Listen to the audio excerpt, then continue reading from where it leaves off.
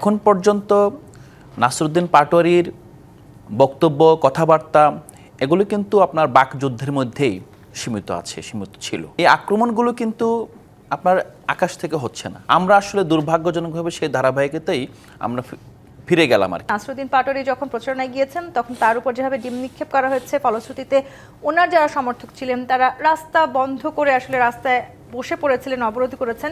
মির্জা আব্বাস যদিও বলছেন নাসিরউদ্দিন পাটোয়ারী সিম্প্যাথি পেতেই এই সমস্ত মিথ্যা বলছেন। সিম্প্যাথি পেতেই কি মিথ্যা?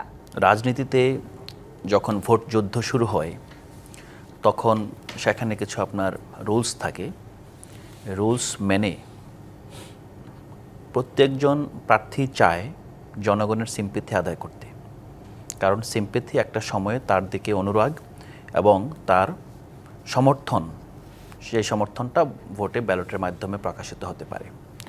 সো সিম্প্যাথি আদায়ের প্রচেষ্টা এটা ইটসেলফ কোনো অন্যায় কিছু না, কিন্তু মূল জায়গাটা আমরা যদি দেখি, এখানে যে ঘটনাটি ঘটেছে এটা শুধু আজকেই না, আরও 3 দিন পূর্বে আমরা দেখেছি যখন পথসভা করছিলেন সেখানেও তার প্রতি ডিম নিক্ষেপ করা হয়েছিল। আজকে যেটা হয়েছে, আজকে একটি কলেজে তিনি পিঠা উৎসবে গিয়েছিলেন, সেখানে তাকে কলেজের ছাত্রদলের নেতাকর্মীরা একরকম অবরুদ্ধ করে রাখে, হামলা করে, ডিম নিক্ষেপ করে এবং যেটা নির্বাচন কমিশন ঘোষিত যে আপনার আচরণবিধি, সে আচরণবিধির চরম লঙ্ঘন। সেই প্রেক্ষিতে আমি এই বিষয়টা বলতে চাই যে এখানে মির্জা আব্বাস এবং নাসিরউদ্দিন পাটোয়ারীর মধ্যে যা ঘটছে সবগুলোই যে সমর্থনযোগ্য আমি সেটা বলবো না, বাট এখন পর্যন্ত নাসিরউদ্দিন পাটোয়ারীর বক্তব্য, কথাবার্তা এগুলো কিন্তু আপনার বাকযুদ্ধের মধ্যেই সীমিত ছিল। আজকে যেটা ঘটেছে, 3 দিন পূর্বে যেটা ঘটেছে, এটা কিন্তু সামহাও নাসিরউদ্দিন পাটোয়ারী দীর্ঘদিন ধরে যেই কথাটা বলে আসছিল সেই কথাটারই কিন্তু একরকম বৈধতা দিচ্ছে। বিদেশ থেকে দেশে রেমিটেন্সের টাকা আসে নিরাপদে, তাই আজই আপনার আপনজনকে বলে রাখুন রেমিটেন্সের টাকা যেন শুধু নগদেই পাঠায়।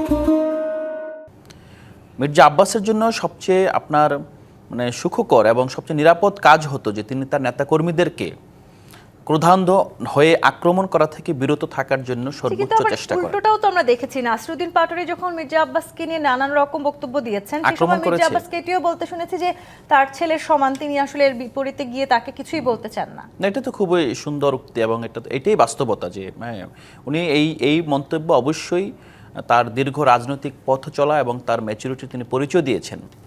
কিন্তু একই সাথে এটাও সত্য যে এই আক্রমণগুলো কিন্তু আপনার আকাশ থেকে হচ্ছে না।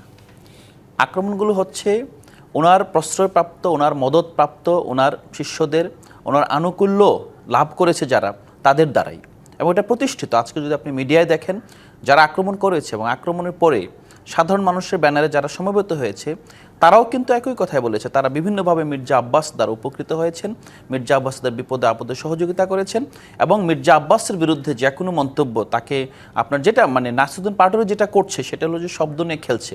হ্যাঁ, অবশ্যই আমি বলবো যে পাল্টা ভোটারদের সাথে এক ধরনের তর্কে তিনি জড়িয়েছেন, সেই ভিডিওটাও তো আমরা নানানভাবে যদি মনে হয় ভোটারদের সাথে তর্কটা নাসিরউদ্দিন পাটোয়ারীর ভোটারদের সাথে তার যে রসায়ন, সে রসায়নের পরিপন্থী হয় এবং যদি এটা নেতিবাচক রূপ লাভ করে, তিনি সেটা 12 তারিখের নির্বাচন অবশ্যই সেই ফলটাও পাবেন।